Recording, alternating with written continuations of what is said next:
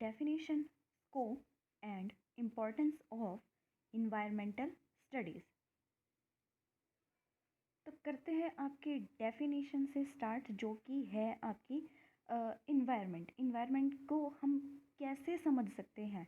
तो जो environment word है वो कहाँ से आया है? आपके फ्रेंच वर्ड से आया है, वो है एनविरोनर से। उसका मतलब क्या होता है? किसी चीज़ को एनसर्कल करना या सराउंड करना। It refers to everything that surrounds us. इसकी और भी एक दो डेफिनेशंस हैं, जैसे कि यहाँ पर लिखी गई है आपकी definition 1, the sum of all external conditions affecting the life development and survival of an organism. तो इसका क्या मतलब है कि ये एक क्या है, सम टोटल है किस चीज़ का? एक्सटर्नल कंडीशंस का। एक्सटर्नल कंडीशन क्या होंगी? जैसे कि आपके पेड़ पौधे या फिर आपकी सराउंडिंग में जो चीज़ें मौजूद हैं, वो जब हमारी लाइफ को अफेक्ट करती हैं और क्या करती हैं, हमें क्या करती हैं, अंदर से डेवलप करती हैं और हमारे जो सर्वाइवल इंस्टिंक्ट हैं उनको और बढ़ाती है एक किसी ऑर्गेनिज्म के। तो इस चीज़ को हम क्या बोलते हैं? एनवायरमेंट। सेकंड आपकी डेफिनेशन है the totality of surrounding conditions including biotic as well as abiotic factors. तो इसका क्या मतलब है? जो आपकी सराउंडिंग्स में कंडीशन इंक्लूड है, इसमें बायोटिक और एबायोटिक फैक्टर्स का नाम दिया गया है। तो बायोटिक आपके फैक्टर्स कौन से होते हैं? लिविंग वाले। और एबायोटिक फैक्टर्स कौन से होते हैं? नॉन लिविंग वाले। अब लिविंग एंड नॉन लिविंग आपको अच्छे से पता है कि क्या होते हैं। नेक्स्ट आपका आता है surroundings in which an organisations operates including air, water, land, natural resources, flora, fauna, human and their inter relation. तो आपके सराउंडिंग में जो एक ऑर्गेनाइजेशन है, मतलब आपके सराउंडिंग में जो चीज़ें प्रेजेंट हैं वो किस तरीके से आपके साथ ऑपरेट करती है, उसमें क्या क्या इंक्लूड होता है आपके ऑर्गेनाइजेशन में सराउंडिंग के। जैसे कि air, water, land, natural resources, flora, fauna. अब फ्लोरा फ्यूना आपके क्या होते हैं? ये प्लांट और अदर जो आपके लिविंग बींग्स हैं उनसे कनेक्टेड होते हैं। और आपके कौन है? ह्यूमन से इंटरेक्शन और आपस में इनके इंटर रिलेशन। तो नेक्स्ट आपकी डेफिनेशन है the interaction of climate, soil, topography and other plants and animals in any given area and organisms environment influences it's form, behaviour and survival. ये सारी की सारी चीज़ हम पहले भी पढ़ चुके हैं। ऊपर वाली कंडीशंस बस थोड़ा सा क्या है, आपकी लैंग्वेज डिफरेंट की है। सारी के सारी आपकी डेफिनेशंस का मतलब एक ही आता है कि आप अपनी सराउंडिंग से कैसे डील करते हैं नॉन लिविंग और लिविंग बींग्स के साथ। वो आपको किस तरह से अफेक्ट करती है, किस तरह से आप नेचर को अफेक्ट करते हो। ये चीज़ें आपका क्या है? इन्वायरमेंट को डिफाइन करता है। ओके। तो जो आपकी कंपोजिशन है इन्वायरमेंट की, वो आपकी किस किस कैटेगरी में डिफाइंड है या ब्रॉडली ग्रुप्ड है, वो समझो। आपकी एबायोटिक एंड बायोटिक। तो एबायोटिक और बायोटिक वैसे तो मैं आपको बता चुकी हूँ, एक बार फिर से सुन लो। They include non living physical and chemical components like air, water, soil, light etcetera. और बायोटिक में कौन कौन से आते हैं? दे इंक्लूड लिविंग कंपोनेंट्स, जैसे कि लिविंग में क्या आएंगे? Plants, animals and micro organisms. अब आपका नेक्स्ट क्या है? बायोस्फीयर। बायोस्फीयर का क्या मतलब है आपका? एक ऐसा एरिया जिसमें आपके लिविंग बींग्स रहते हों, एक तरीके से नॉन लिविंग्स के साथ कोऑपरेट करते हुए। तो इसमें आपके क्या क्या चीज़ें आती है? एक बायोस्फीयर के अंदर क्या है आपका? Atmosphere, lithosphere, hydrosphere. और ये क्या है आपके? एक लाइफ जोन है अर्थ का। तो बायोस्फीयर क्या है? एक लार्जेस्ट यूनिट है एनवायरनमेंट की। तो इस तरीके से ये देखो, ये की वर्ड्स हैं, की वर्ड्स लगा लो, ये की पॉइंट्स लगा लो जो आपको लिखने में बहुत ज़्यादा काम आएंगे, जिन्हें देखकर एग्जामिनर मतलब एक तरीके से ये देखता है कि वो वर्ड्स किस तरह के उठा रहा है। देखो पता तो सबको होता है, सारे के सारे लिखते हैं, सही भी सबका हो जाता है, बट आप लैंग्वेज कैसे लिख रहे हो वो बहुत इंपॉर्टेंट है। आप वर्ड्स को कैसे चूज़ कर रहे हो वो उससे भी ज़्यादा इम्पॉर्टेंट है आपका। It is life zone of Earth and can be defined as that part of Earth in which life exists। यानी बायोस्फीयर का आपको किस तरीके से डिफाइन किया गया है, ये एक अर्थ का पार्ट है जहाँ पर लाइफ एग्जिस्ट करती है। और जो आपके टर्म बायोस्फीयर है वो किसने दी थी, रशियन साइंटिस्ट ने, व्लादिमीर वर्नादस्की इन 1921। तो आपके आगे बायोस्फीयर के 3 सब डिवीज़न है जो कि यहाँ पर भी लिखे हुए हैं, एटमॉस्फेयर, लिथोस्फेयर एंड हाइड्रोस्फेयर। तो फर्स्ट ऑफ ऑल आपका पढ़ेंगे एटमॉस्फेयर। आपके एटमॉस्फेयर में क्या होता है, ये एक गैसियस एनवलप होता है आपका, जो कि आपकी अर्थ को सराउंड करके रखता है। Like this is your earth. और इसके चारों तरफ आपका क्या होता है, एटमॉस्फेयर प्रेजेंट होता है, यानी आपका इसके विद इन क्या होती है, एयर होती है यहाँ पर। और आपकी जो एयर होती है इसको हम क्या बोल सकते हैं, एक तरीके से गैसियस एनवलप।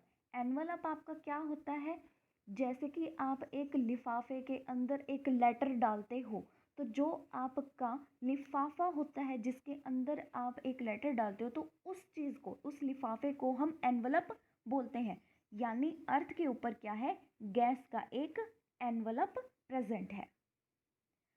आपका जो एटमॉस्फेयर है उसमें बहुत सारे तरह की गैसेस होती है। तो ये सारी की सारी आपकी यहाँ पर गैसेस बताई गई हैं कि कौन कौन सी होती है। देखो आपको सबसे ज़्यादा जो बतानी है, मतलब एक तरीके से जो इम्पोर्टेंट होती हैं गैसेस, अगर आप थोड़ा सा एक तरीके से ये इस तरह का डाटा अगर लिखते हो तो भी ये बहुत ज़्यादा इम्प्रेसिव होता है एक एग्ज़ामिनर के लिए और आपके नंबर गेन करने के लिए। तो एक तो इसमें से ये ज़रूरी है, आप ये लिख सकते हो, नाइट्रोजन लिख सकते हो, ऑक्सीजन लिख सकते हो, CO2 लिख सकते हो, और इसके बाद अगर और कुछ नहीं आता तो आप ये वाला जो मीथेन है और हाइड्रोजन। तो देखो ये 5 जो हैं, ये 5 तो आपको ज़रूर लिखने हैं। और आपको ये भी बताना है कि आपकी जो नाइट्रोजन होती है ये एटमॉस्फेयर में सबसे ज़्यादा प्रेजेंट होती है आपकी। और जो ऑक्सीजन है, ऑक्सीजन आपकी किस लिए ज़रूरी होती है, ये जो ऑक्सीजन गैस है आपकी, ये हमारे ब्रीदिंग में काम आती है, सांस लेने में काम आती है। अगर ऑक्सीजन ना हो तो हमारे क्या होगी, हम जिंदा नहीं रह सकते। लिविंग ऑर्गेनिजम्स के लिए या ह्यूमन बींग्स के लिए आप कह सकते हो कि ऑक्सीजन एक बहुत ज़रूरी, मोस्ट इम्पॉर्टेंट गैस है। उसके बाद आपके CO2। CO2 क्या होती है, कार्बन डाइऑक्साइड। इसको लिखते कैसे है वो भी बताती हूँ। ये आपका CO2 है, इसको इस तरह से लिखेंगे, कार्बन डाई ऑक्साइड। ठीक है, तो ये है आपका CO2 कार्बन डाइऑक्साइड, जो कि आपके क्या होते हैं, जब हम ऑक्सीजन लेते हैं तो कार्बन डाइऑक्साइड छोड़ते हैं। ये इसलिए आपकी एक नेसेसरी है। और ये किसके लिए नेसेसरी होती है, प्लांट्स के लिए, क्योंकि प्लांट्स क्या करते हैं, कार्बन डाइऑक्साइड अंदर लेते हैं और ऑक्सीजन छोड़ते हैं, जो कि ह्यूमन बींग्स के लिए, आदमियों के लिए, एनिमल्स के लिए बहुत ज़रूरी होती है। तो इस तरह से आपकी ऑक्सीजन ह्यूमंस के लिए ज़रूरी होती है, या लिविंग बींग्स के लिए ज़रूरी होती है, और आपके प्लांट्स के लिए CO2, वो CO2 लेते हैं और ऑक्सीजन छोड़ते हैं। हम क्या करते हैं, ऑक्सीजन लेते हैं और CO2 छोड़ते हैं। तो ये साइकिल इस तरह से चलता रहता है। ये आपका फर्दर जो एटमॉस्फेयर है 4 कैटेगरीज में डिफाइंड होता है, जैसे कि आपका ट्रोपोस ये रहा, एक मिनट, ट्रोपोस्फेयर, स्ट्रेटोस्फेयर और आपका मीजोस्फेयर और एक थर्मोस्फेयर। तो जो आपका ट्रोपोस्फेयर होता है, ये क्या होता है, एक फर्स्ट लेवल होता है आपका जब आपका एटमॉस्फेयर स्टार्ट होता है। हमने एटमॉस्फेयर को जोन में बांट लिया है, तो उसमें सबसे पहला लेवल कौन सा होता है, ट्रोपोस्फेयर, जो कि कहाँ तक होता है, 16 किलोमीटर्स तक आपका होता है। उसके बाद आपका क्या है, ये क्या कंस्टिट्यूट करता है, क्लाइमेट सिस्टम, जो आपके बादल वगैरह ये जो सारी चीज़ें हैं, कंडीशंस हैं, ये जो लाइफ अर्थ पर कंसिस्ट कर रही है, ये किस में प्रेजेंट होती है, ट्रोपोस्फियर में। उससे बाद आपकी जो आती है वो आती है स्ट्रेटोस्फियर, और ये कहाँ तक होती है, 50 किलोमीटर्स तक। इसके बाद ये कहाँ तक है, 50 किलोमीटर्स तक। और इसमें क्या होती है, आपकी ओजोन लेयर होती है। अब ओजोन लेयर आपकी क्या है, मान लो ये आपकी अर्थ है, ठीक है, और इसके ऊपर आपका क्या आ रहा है, ये जो आपका इस तरह से इसके ऊपर एक लेयर बना रही हूँ, ये समझाने के लिए है सिर्फ आपको। तो ये लेयर आपकी किसकी है, मान लो स्ट्रेटोस्फेयर की। ये वाली जो इसके बिल्कुल पास है ना, ये वाली आपकी ट्रोपोस्फेयर है। हम सेकंड लेयर की बात कर रहे हैं, स्ट्रेटोस्फेयर की। तो ये आपकी कहाँ से कहाँ तक है, 50 किलोमीटर्स तक है। और ये क्या कंटेन करती है, ऑक्सीजन करती है। अब आप मान लो आपका जो सन है यहाँ पर है, तो ये क्या करता है, हार्मफुल रेज यहाँ से इस तरह से अर्थ के पास भेजता है, रेडिएशन से एक तरीके से, जिसे हम यूवी रेडिएशन बोलते हैं। तो इससे बचने के लिए हमारी अर्थ एक लेयर प्रोवाइड करती है। उस लेयर का नाम आपका क्या है, ओजोन लेयर। वो क्या है आपकी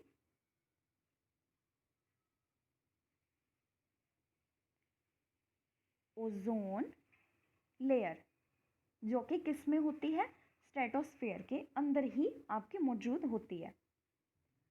उसके बाद नेक्स्ट आपकी आती है मीजोस्फेयर और आइनोस्फेयर, जिसमें कि आपको कोई चीज़ एक तरीके से वहाँ पर प्रेजेंट नहीं होती है, जस्ट ये एक्सटेंड होती है कहाँ से कहाँ तक, 90 किलोमीटर तक आपको मीजोस्फेयर मिलेगा, और आइनोस्फेयर मिलेगा आपको 300 किलोमीटर्स तक। इसके बाद सेकंड जो आपकी कैटेगरी आती है वो क्या आती है, लिथोस्फेयर। ये तो हम किसकी बात कर रहे थे, ये हम बात कर रहे थे अभी एटमॉस्फेयर। अब नेक्स्ट हमारे पास है लिथोस्फेयर। अब लिथोस्फेयर में आपका क्या होता है, ये एक सॉलिड क्रस्ट होता है अर्थ का, जिसमें क्या होते हैं, कॉन्टिनेंट प्रेजेंट होते हैं और ओशंस के क्रस्ट प्रेजेंट होते हैं। मतलब आप लिथोस्फेयर से देखो, ये किसको रिप्रेजेंट कर रहे हैं, अर्थ के सरफेस को। एटमॉस्फेयर किसको रिप्रेजेंट कर रहे थे, एयर को। लिथोस्फेयर किसको रिप्रेजेंट कर रहा है, अर्थ के सरफेस को। तो अर्थ का जो सॉलिड सरफेस होता है, उसे ऊपर के सरफेस को क्या बोलते हैं, क्रस्ट। तो जो आपके अर्थ के क्रस्ट की जो थिकनेस है वो कितनी है, आउटर वाले की 35 to 60 किलोमीटर। और जो 70% अर्थ सरफेस है उस पर क्या आपका प्रेजेंट है, वाटर प्रेजेंट है। तो अगर मैं वाटर और लैंड के रेशो की बात करूं तो किस तरह से होगा, आपका परसेंटेज की बात करूं एक तरीके से, 71% पे क्या है, वाटर है आपका, ये रहा वाटर। और जो बचता हुआ 29% है आपका, वो क्या है, आपकी लैंड, जिस पे हम रहते हैं। ठीक है, इसके बाद आपका आता है हाइड्रोस्फेयर। अब हाइड्रोस्फेयर में क्या आएगा, देखो आपकी एयर हो चुकी है, लैंड हो चुकी है, अब क्या बचता है, पानी बचता है। तो हाइड्रोस्फेयर, हाइड्रो से क्या आप समझोगे, वाटर, जैसे कि H2O भी बोलते हैं। तो H2O में आपका ये किससे रेफर करता है, हाइड्रो से। तो अब हम किसकी बात कर रहे हैं? हाइड्रोस्फेयर की बात कर रहे हैं, जो कि अर्थ पे जितने भी वाटर कंटेंट्स इंक्लूड हैं उसको रिप्रेजेंट करता है। और आपको अभी मैं जस्ट अभी बताया है कि आपके अर्थ पर ओशंस जो हैं वाटर की फॉर्म में 97% प्रेजेंट होते हैं। आपका जो 97% वाटर है उसमें से सिर्फ और सिर्फ 3% वाटर आपका पीने लायक होता है, यानी कि फ्रेश वाटर आपका होता है, जो कहाँ पर प्रेजेंट होता है? लेक में हो गया, स्ट्रीम्स में हो गया, या ग्राउंड वाटर हो गया, या आइस कैप्स हो गए, ग्लेशियर्स हो गए। ये तो सारी चीज़ें आपको पता ही है एक तरीके से।